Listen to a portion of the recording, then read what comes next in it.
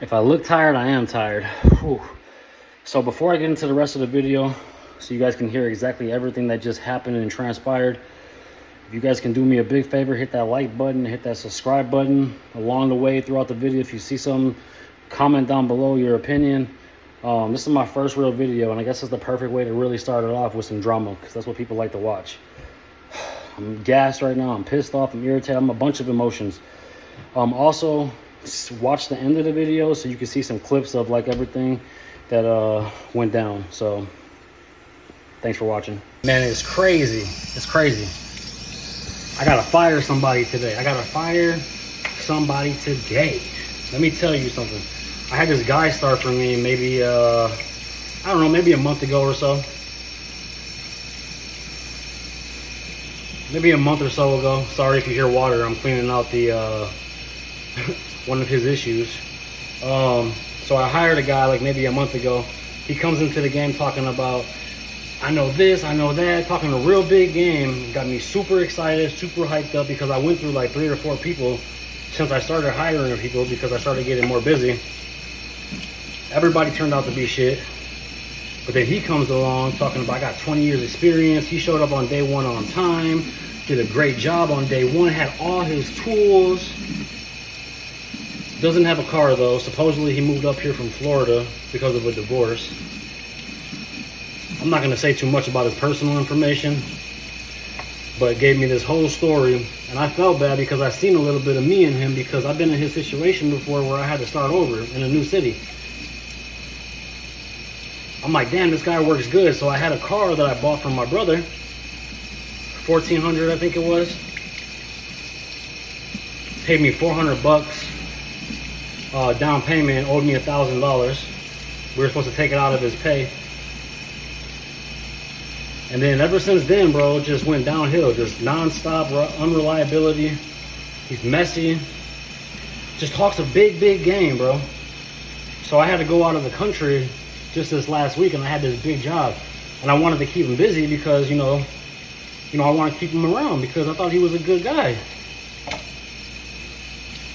I told the customer $4,000 for everything. They do the ceilings, all the walls, and paint some cabinets. I gave the customer actually a steal. Probably should have been like closer to $5,000, but the reason why I gave him the steal was to keep him busy. I wasn't gonna make anything off of this, but maybe $500.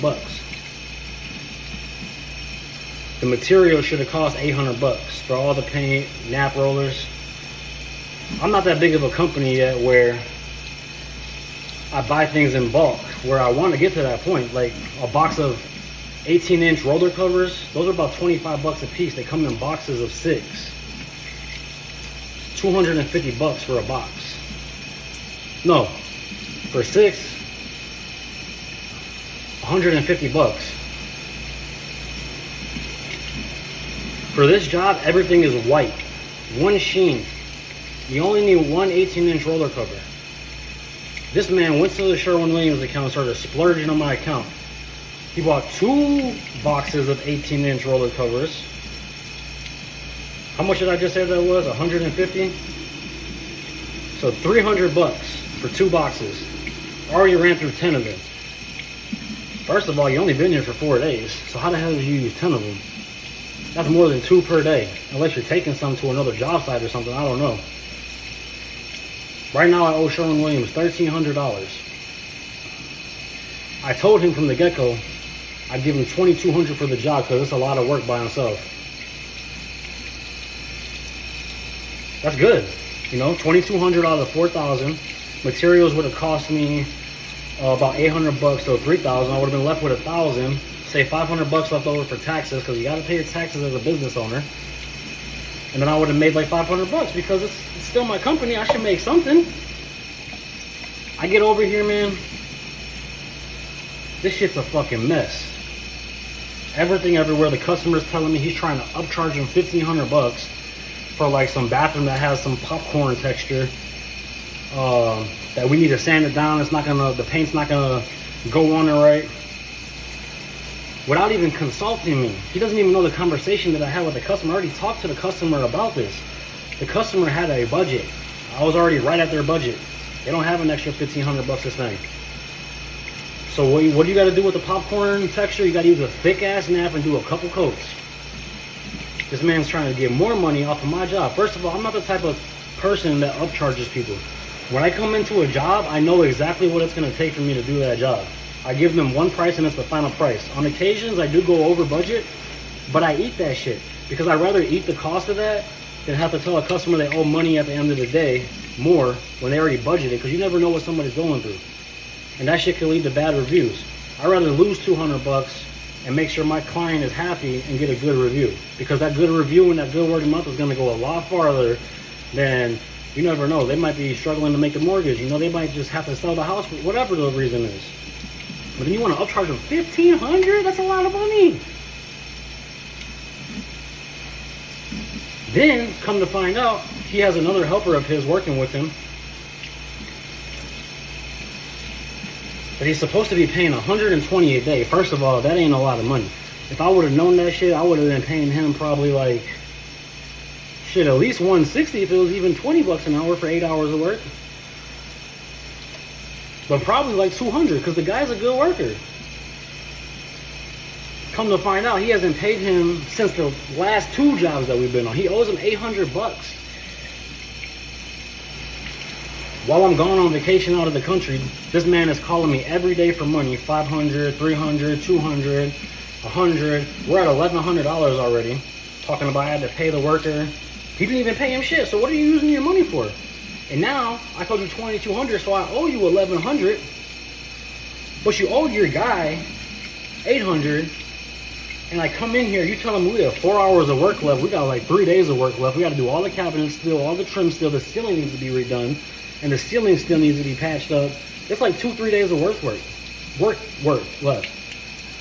So you mean to tell me if you pay your guy $800, plus he's going to be here for another 2 days, that $1,100 I give you, you're not working for nothing? That means you're not going to pay your worker? And why aren't you paying your guy? Nah, bro, you got to go. You got to go. I need my car back. I'm going to give you your $500 back or $400 back that you paid. I'm getting my car back. You're not working for me. Because all the extra money, we're already $500 over budget in materials alone, and we still got 2-3 days left of work. Hopefully what I got here is enough. That money could have went towards your worker. This is the shit you got to deal with when you're a business owner. For the longest time, I was solo dolo. I was a one-man show. I used to come into a job and tell customers, there's a pro and a con to me. The pro is, you're going to save a little bit of money because I'm a one-man show. I don't got to pay a bunch of guys. The con is it might take me 1 or 2 more days to do your job because I'm a one-man team. And 9 times out of 10, unless they're in a rush to sell the house or for whatever reason, they're going to go with me because they want to save some money. And just because you're saving money with me doesn't mean you're getting shitty-ass work. I'm really good at my job. I'm a good painter because I love what I do. I treat your walls like a piece of art or whatever it is that I'm painting. I love that before and after. I love seeing your reaction when you get to see it when it's done and you're like, oh, it's so amazing. I love that. I love changing people's lives. I'm not in here just for the money. I make good money doing it when things are going good, but I'm not in here to fucking get rich off people and take advantage of people. So he's got to go. I'm not making anything off this job now, but I'm going to finish this job and I'm going to still finish it the way I would if I was making $2,000, $3,000, $4,000. Because that's what a good company, that's what a good person does. That's what somebody that stands by their work does.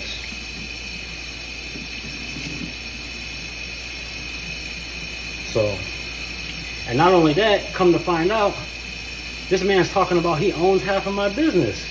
He told somebody that he bought 49% of my business for $9,500 and he owes me $3,000. What type of delusional shit is that? Trying to make yourself sound big and bad. You gotta go. If you guys watch this video all the way through, please subscribe, because I'm going to start making YouTube videos and document my whole everything, the good and the bad, and, you know, just crazy. It's just crazy what I have to document it. I deal with crazy ass shit on the daily. Might as well make some entertaining videos out of it. And I'm over here working for free, cleaning up stuff.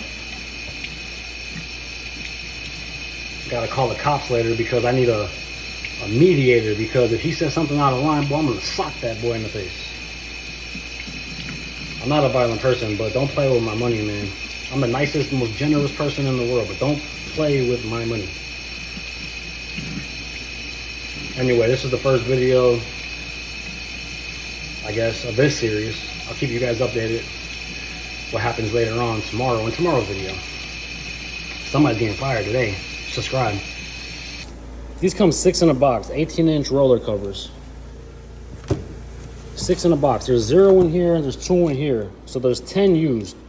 How do you use 10 of these when you're only fucking painting white? One color. You reuse the same fucking shit. You wanna know how you go through all that? Because you use it and you fucking throw it away. Because it's not your fucking money. Look at this shit. They're gone for the day, just left it like this. Roll that bitch up in some plastic and reuse that bitch tomorrow. So you use 10 of them at 25 bucks a piece, that's $250 out of my fucking pocket. So you just wasted $225 when you should have just used one. Somebody's getting fired today. This is what I gotta deal with.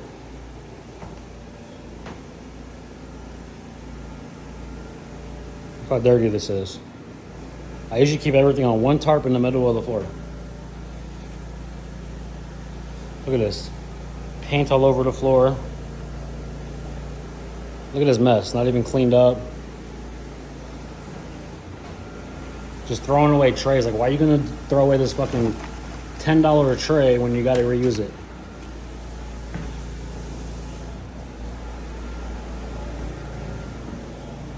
Just trash everywhere. Just shit left over here. This customer still lives here. Fucking $25 fucking nap. That's just, it's just gonna get hard overnight.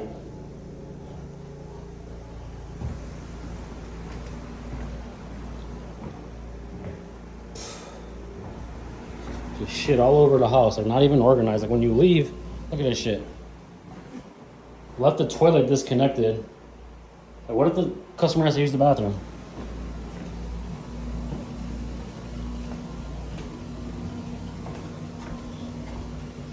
Now we got water leaking in the fucking bathroom because these guys took the fucking toilet off and the water wasn't fully shut off and it's leaking downstairs.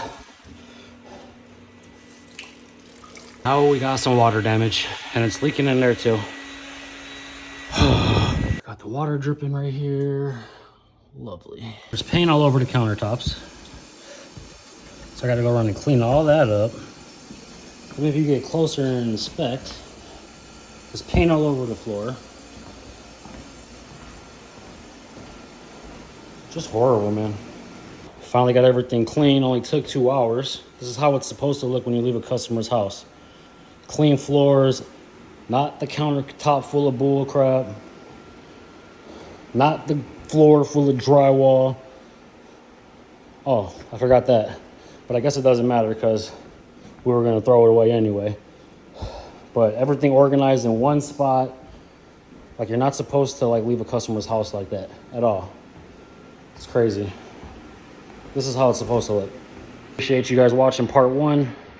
Tonight, I gotta go get my car back and back to it tomorrow and try to finish day 2. Tomorrow on part 2, I'm gonna walk through the whole unit and show you all the imperfections and what he did and what he didn't do. Subscribe.